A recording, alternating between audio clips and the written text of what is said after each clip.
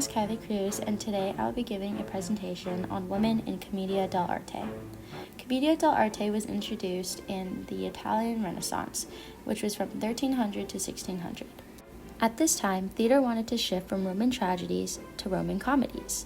And in comparison to Roman plays such as Shakespeare, they wanted to initiate a movement that involved more realism in plays. Additionally, with tragedies, they wanted them to result in happy endings, and these were later known as tragic comedies. And they decided that these tragedies were to have some moral lesson in them. These motivations in transitioning the aspects of Roman theater led to the origin of Commedia dell'Arte, and this was originated in the 16th century in Italy. So before I go more into detail about the roles of women in Commedia dell'Arte, I will be giving some information about what is Commedia dell'Arte. The translation of Commedia dell'Arte is the comedy of the artisans, and it's a form of theater that is comedic, and it's also a masked theater. And it's considered a masked theater since many of the characters wear a mask, and as you can see, these are the different types of masks that the stock characters will be wearing throughout plays. Well, stock characters are in Commedia dell'Arte, and they are always seen in every play. However, since it is a form of improvisation, the situations change, but the characters will remain the same. Improvisation was a new invention in theater, and it was primarily used in the dialogue of Commedia dell'Arte. However, the plays were still based on a set scheme or basic plot elements, and there was Lozzi, which was the only form of scripted and rehearsed business in the form of theater, and this really consisted of comic stage business, music, acrobatics, fighting, and other stuff like that. What was cool about Lozzi was that there were many different types of Lozzi, and improvisation was still a main principle, as the audience never knew which Lozzi a stock character would incorporate into the play and which Lozzi another character might react with. Lastly, Commedia dell'Arte was a very flexible form of theater, as they performed outside, on movable stages, and at festivals and carnivals. Since realism and comedic relief were two main focal points, Commedia dell'Arte consisted of main plots that involved issues between innamorati, which are two lovers, and those would be like jealousy and adultery. Along with that, there would be a zani, which are the servants that usually support and assist the innamorati and make it possible for a happy ending. And there would be other scenarios, such as making a fool of other characters, and that's definitely for comedic relief. And sometimes they would go back into time and incorporate some stories from mythology and even ancient Greek and Roman comedies. But what really made Commedia dell'Arte different was this new form of drama that involved women. And in Commedia dell'Arte, they were the first form of theater where casting wasn't limited to strictly men. And this was a major changing point for women, especially during the Italian Renaissance, where they didn't really have the same political rights, and they were limited to their stereotypical role, where they had to perform duties such as cooking, cleaning, and be stay-at-home mothers and wives. Along with that, there are many expectations and ideals of the Catholic Church that challenge the role of women in their occupations. And in theater before the Italian Renaissance, women weren't really allowed to participate in acting. Therefore, the Commedia dell'Arte was a great opportunity for women to showcase their capabilities in their limited society. Women took on the roles of female characters, and this was a time where males no longer had to play the roles of the woman and dress up in their mask and costumes, and women were seen acting from windows and the upper levels, and their amazing participation in acting led to the general opinion of the public, which stated that women's presence in the Commedia dell'Arte was essential and they couldn't be replaced by men disguised as women, as had been done in the past. And this goes to show how much impact there has been for the women community during the Italian Renaissance and in the culture of theater.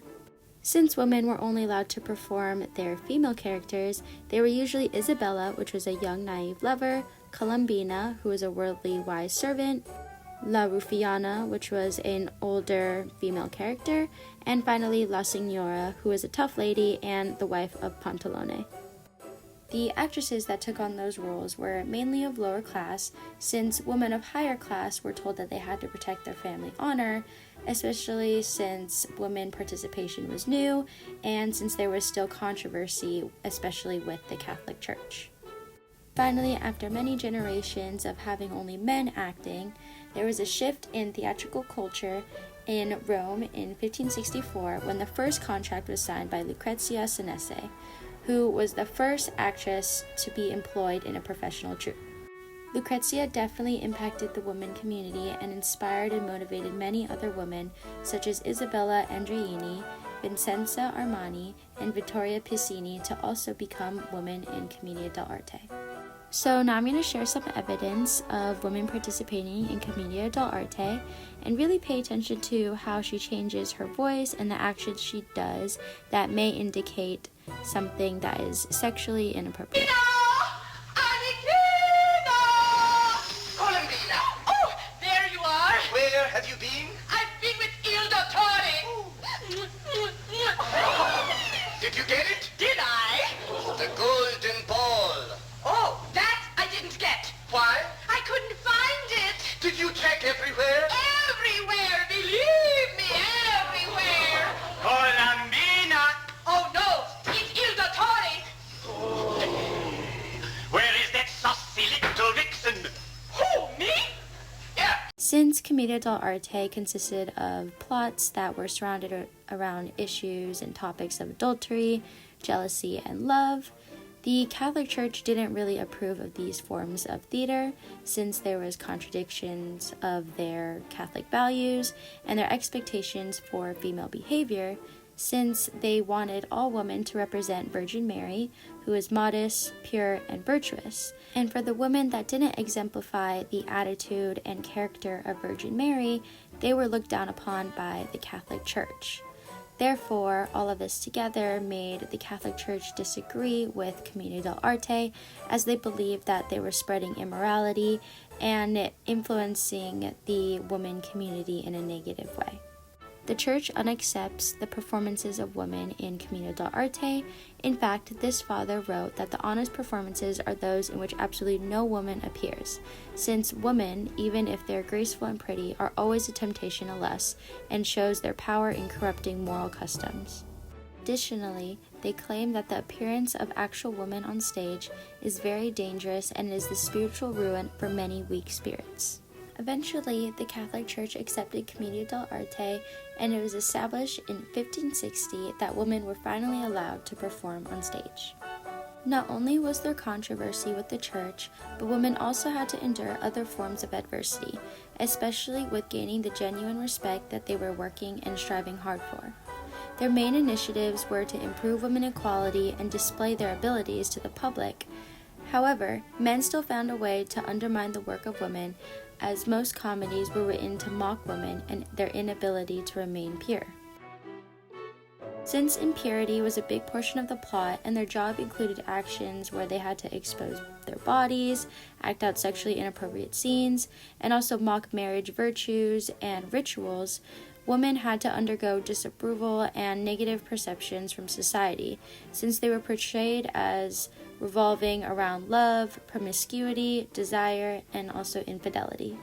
Despite all the difficulties and hardships women face, they still managed to significantly impact society and be a part of the shift in culture. For instance, women were chosen to be in professional traveling troupes where they performed around the world in France, Spain, and England, which were countries that were still upholding culture of male-only theater.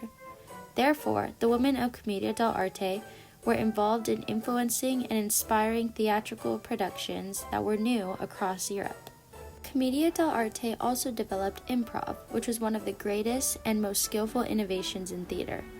Through improv, women were given the opportunity to finally publicize their skills and how capable they are of having the same skills as men.